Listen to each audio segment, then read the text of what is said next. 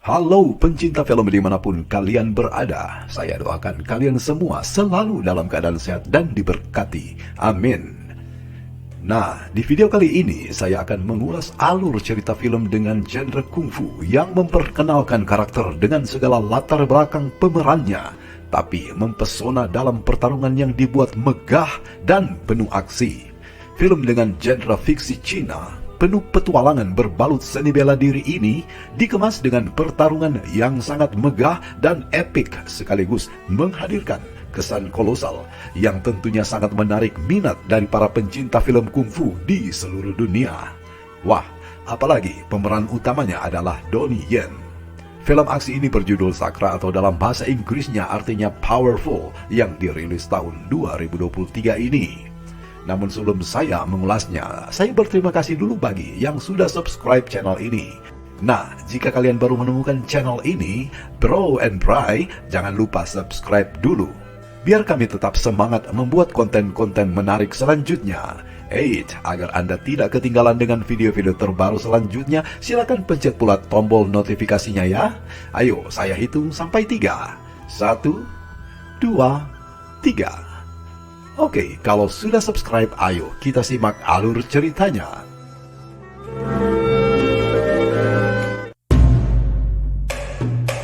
Dahulu kala ada seorang pendekar bernama Xiao Yunshan kabur dari peperangan, namun kala itu ia dan keluarganya dicegat oleh para perampok. Untuk menyelamatkan keluarganya, maka Xiao Yunshan terpaksa meladeni mereka, namun akhirnya istrinya tidak bisa diselamatkan. Xiao Yunshan pun diceritakan jatuh ke dalam jurang dan tidak diketahui nasibnya. Walau demikian, bayi Yunshan terlihat selamat. Singkat cerita, anak Yunshan dibawa dan ditinggalkan di depan sebuah rumah. Paginya, terlihat sepasang suami istri yang sangat sederhana menemukannya di depan pintu masuk. Karena merasa iba, sepasang suami istri yang baik hati itu pun merawat bayi itu dengan tulus hati. Mereka menamakannya Qiao Feng.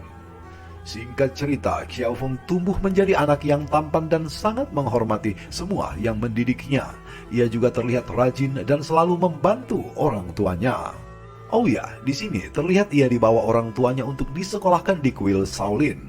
Karena rajin belajar, ia menjadi anak muda yang heroik karena berani menegakkan kebenaran. Malahan ia mampu menyerang perampok sendirian saja. Karena ia berakhlak baik, heroik, dan sangat berbakat dengan kungfunya, ia pun terpilih menjadi ketua sekte pengemis atau gaibang, walaupun usianya masih muda. Pemirsa, scene pun berpindah. Beberapa tahun kemudian di sebuah kota, Qiao Feng terlihat bersama dengan seorang biksu di sebuah restoran. Tampaknya dia sangat berwibawa dan sedang menjalankan sebuah misi rahasia. Terlihat pula biksu itu sedang mengurung seseorang yang bernama Duan Yu yang ditotok di dalam kotak besi, bak binatang. Qiao Feng yang melihat hal itu langsung meminta agar dia segera melepaskan tawanannya. Masa biksu mengurung makhluk hidup dan menyiksanya? Qiao Feng menyindir. Wei, karena marah, sang biksu menyuruh anak buahnya menyerang Qiao Feng. Pertarungan pun terjadi, namun terlihat Qiao Feng mampu dengan mudah mengalahkan mereka semua. Melihat hal ini, sang biksu pun turun tangan. Dengan segala kemampuannya ia menyerang Qiao Feng dan juga sebaliknya. Mereka saling adu kungfu dan akhirnya Qiao Feng mampu menjatuhkannya. Sadar akan kemampuan Qiao Feng yang kuat, ia pun langsung mengeluarkan jurus andalannya. Saat itu, Qiao Feng sempat sempoyongan dibuatnya, namun ia tak menyangka bahwa Qiao Feng juga memiliki jurus andalannya. Dan akhirnya sang biksu pun KO di tangannya. Ternyata ia baru tahu bahwa lawannya adalah sang pemilik 18 jurus penakluk naga, ketua sekte gaibang yang terkenal. Baru tahu dia. Scene berpindah di mana Qiao Feng dan pasukannya kembali pulang. Tak menyangka salah satu ketua sekte gaibang yang bernama Ma Duyang menuduh bahwa ia telah membunuh wakil ketua sekte. Ma Duyang ternyata punya alasan.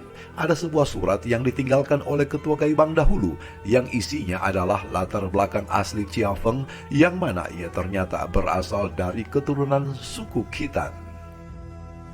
Nah pemirsa, ternyata suku Khitan adalah musuh bebuyutan dari bangsa Song, termasuk musuh sekte gaibang juga.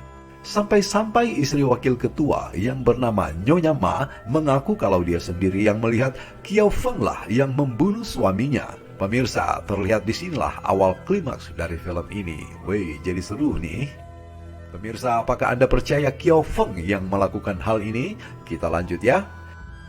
Sebagai penolakan atas tuduhan itu, Kiao Feng rela bersumpah dengan cara ia menusukkan tubuhnya dengan belati sebanyak 4 kali.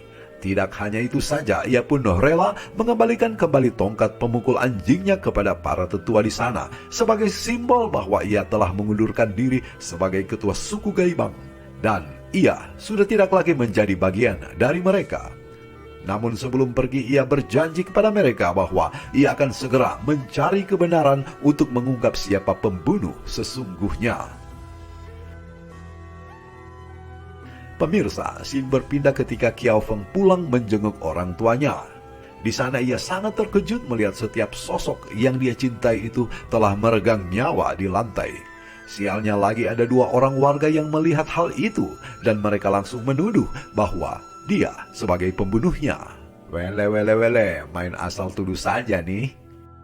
Karena tidak mau ribut dengan mereka, Kiao Feng segera bertemu gurunya. Wah, naas beribu naas, ternyata Kiao Feng menemukan gurunya pun telah tewas di kediamannya. Tambah-tambah ada seorang murid pula yang melihat hal itu dan ia menuduh Kiao Feng yang melakukannya. Pemirsa, kelihatan Kiao Feng sangat terpojok dengan beberapa tuduhan ini ya. Kita lanjut. Walau Kiao Feng telah menjelaskan bahwa bukan dialah pembunuhnya, tahu-tahu ia segera dikepung di sana. Pada saat itu pula tak sengaja Kiao Feng melihat seseorang yang sedang mencuri sebuah kitab Shaolin di sana dan ia pun menangkapnya. Oleh karena Kiao Feng dituduh membunuh gurunya, tiba-tiba salah satu seniornya langsung menyerangnya. Namun terlihat tenaga dalamnya malahan melukai sang pencuri. Karena terluka akhirnya terungkap penyamarannya dan ternyata ia seorang wanita bernama Azu. Melihat Azu sekarat, Kiao Feng pun menyerang pengepungan dan membawanya kabur. Saat mereka lolos, Kiao Feng menolong Azu yang mengalami luka dalam. Ternyata Azu adalah seorang pelayan yang disuruh majikannya untuk mencuri kitab Shaolin. Keesokan harinya, Kiao Feng membawanya ke seorang tabib untuk diobati. Namun sesampainya di sana, beberapa sekte termasuk Gaibang telah bergabung dan bermaksud membunuhnya karena beberapa tuduhan pembunuhan yang dialamatkan kepadanya. Kiao Feng tak mau meladeni mereka karena misinya adalah menyelamatkan Azu terlebih dahulu. Apesnya, ketika si tabib mengetahui bahwa ada tuduhan kepada Kiao Feng yang mana dia adalah seorang pembunuh, maka ia pun memberikan pilihan. Jika Kiao Feng mampu mengalahkan semua pendekar di sana, maka ia akan menolong Azu. Di sini Kiao Feng akhirnya terpaksa mengikuti permintaannya. Wih, pakai syarat segala nih. Sebelum pertarungan, Kiao Feng mengajak mereka minum arak bersama untuk memutus tali persaudaraan agar supaya jika ada korban dalam duel itu, ia tidak akan merasa bersalah. Akhirnya pertarungan pun tak bisa dihindari. Pertama, beberapa pendekar maju menyerangnya, namun terlihat Kiao Feng mampu menyelamatkan dirinya dari setiap serangan. Akhirnya para tetua pun turun tangan hingga sempat melukainya dengan senjata tajam. Walau demikian, Kiao Feng sempat menghajar mereka dengan pukulan-pukulan jurusnya. Saat ia terpojok menahan luka, tiba-tiba ada seorang pendekar misterius datang menolongnya dan mereka pun berhasil kabur. Karena telah mengabulkan permintaannya, sang tabib pun mengobati Azu. Namun, mereka bermaksud agar Kiao Feng nantinya akan keluar dan datang menjemputnya. Di sisi lain, pendekar asing mampu mengobati luka dalam Kiao Feng. Ternyata ia mengenal asal-usul Kiao Feng termasuk orang tuanya. Kiao Feng bermaksud mencari tahu siapa sebenarnya pendekar penolong itu. Karena wajahnya ditutupi, namun ia tetap merahasiakannya. Pemirsa, scene pun berpindah di mana ada seorang yang bernama Murong. Ternyata ia adalah majikannya Azu. Ternyata dialah aktor di balik sejumlah fitnah yang dituduhkan ke Kiao Feng. Ia melakukan hal ini agar kerajaannya bangkit lebih kuat, sekaligus membalaskan dendam ayahnya. Wih, jahat juga orang ini pemirsa. Pemirsa, singkat cerita, Azu mampu menerobos melewati penjaga dan langsung membunuh sang tabib dan segera membakar tempat itu. Keesokan harinya, Kiao Feng bermaksud menjemputnya, namun ternyata di tempat itu sudah hangus dan tidak menemukan sosok Azu di sana. Tak lama kemudian tiba-tiba Murong datang dan langsung menyerangnya. Namun melihat Kiao Feng memiliki ilmu yang tinggi, ia menggodanya agar Kiao Feng mau bergabung dengannya untuk bersama menguasai dunia persilatan. Namun kita bisa menebak bersama ya pemirsa, bahwa Kiao Feng tentu menolaknya. Akhirnya walaupun demikian, Murong mau mengajak Kiao Feng untuk menemui Azu pelayannya. Suatu hari Kiao Feng mendapat bocoran dari Ma Duyang dan Nyonya Ma bahwa ayahnya dibunuh oleh seorang bernama Zhen Jun. Singkat cerita, Kiao Feng bersama Azu pergi mencari Zhen Jun di kediamannya. Di sana Kiao Feng menemuinya saat ia berlatih bersama putrinya yang bernama Azi. Di sini pula Kiao Feng menemuinya dan memperkenalkan diri. Saat mau mengembalikan kalung milik Azi yang dia temukan, Azu tak sengaja mendengar pembicaraan Zhen Jun dengan istrinya kalau anak pertama mereka diberikan kepada orang lain dahulu. Ternyata anak yang mereka maksudkan adalah Azu karena ia memiliki kalung yang sama dengan Azi. Malamnya Kiao Feng dan Azu terlihat bersamaan dan Kiao Feng mengatakan bahwa ia akan membunuh Zhen Jun malam nanti. Saat Kiao Feng datang mencarinya malam itu juga, Zhen Jun pun meminta maaf padanya kalau ia sudah membunuh orang tuanya. Meskipun demikian, Kiao Feng yang emosi tetap saja menyerangnya. Ternyata yang ia bunuh bukanlah sasarannya, melainkan Azu yang lagi menyamar. Azu mengaku bahwa ia tak tega melihat ayahnya mati karena ia sangat menyayanginya. Lebih parah lagi ketika Kiao Feng dan Zhen Jun bertemu, ia mengaku kalau ia tidak pernah menginjakkan daerah orang tua Kiao Feng, apalagi membunuh mereka. Mendengar pengakuan itu, Kiao Feng dengan geramnya langsung mencari Ma Duyang karena ia telah dibohongi.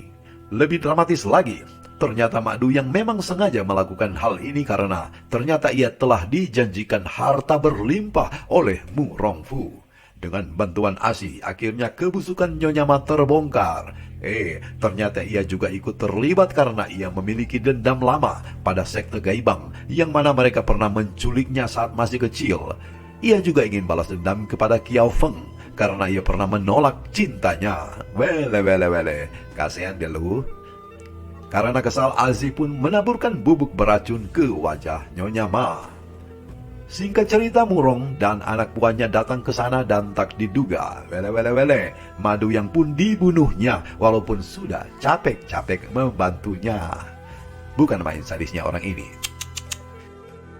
Alhasil pertarungan pun tak bisa dihindari sampai Azu pun memberikan pedang milik ayahnya pada Kiao Feng untuk menghajar mereka, termasuk penjahat yang bernama Mu Rongfu. Sementara itu Azi pun terlihat terlibat melawan anak buahnya Mu Rongfu. Di tengah pertarungan, Kiao Feng pula menemukan para tetua Gaibang sudah tewas tergantung karena tak mau bersekutu dengan Murong. Seketika itu juga Kiao Feng sangat marah dan buru-buru menyerangnya. Namun serangannya itu dapat diladeninya dan malahan Kiao Feng terlihat terluka. Melihat kesempatan ini, Murong buru-buru menyerangnya dan tak diduga Kiao Feng sudah menunggu hal ini. Benar saja, akhirnya Kiao Feng berbalik unggul hingga ada kesempatan. Ia pun mengeluarkan jurus 18 tapak naga andalannya dan Murong pun terlempar tak berdaya. Akhirnya setelah terbongkar kejahatan Murongfu dan Nyonya Ma, maka sekte Gaibang pun sadar bahwa mereka telah diadu domba dan mereka juga sadar ternyata Kiao Feng sudah difitnah selama ini. Akhirnya di akhir cerita, Kiao Feng tak lupa pergi ke makam Azu dan menepati janjinya untuk undur diri dari dunia persilatan yang sangat kejam. Pemirsa, ternyata Murong belumlah tewas karena ayahnya Murong Bu tiba-tiba muncul dan menolongnya. Ternyata Murong Bu masihlah hidup. Ia sengaja bersembunyi selama 30 tahun untuk melihat anaknya membangun sekte mereka. Ternyata Murong Bulah yang selama ini membunuh ibu dari Kiao Feng. Setelah itu pula terungkap pula bahwa pendekar misterius yang datang menolong Kiao Feng ternyata dia adalah ayah kandungnya sendiri, yaitu Xiao Yuanshan. Akhirnya Kiao Feng bertemu Murong Bu untuk membalaskan dendamnya. Namun saat mau balas dendam, sayang sekali ceritanya sudah selesai. Ini berarti masih ada kelanjutannya ya. Semoga kelanjutan serialnya dengan versi terbaru segera dirilis ya pemirsa. Kita doakan bersama. Nah pemirsa, itulah alur cerita film Kiao Feng versi terbaru 2023 kali ini. Semoga Anda terhibur. Sampai jumpa pada konten-konten selanjutnya. Ciao!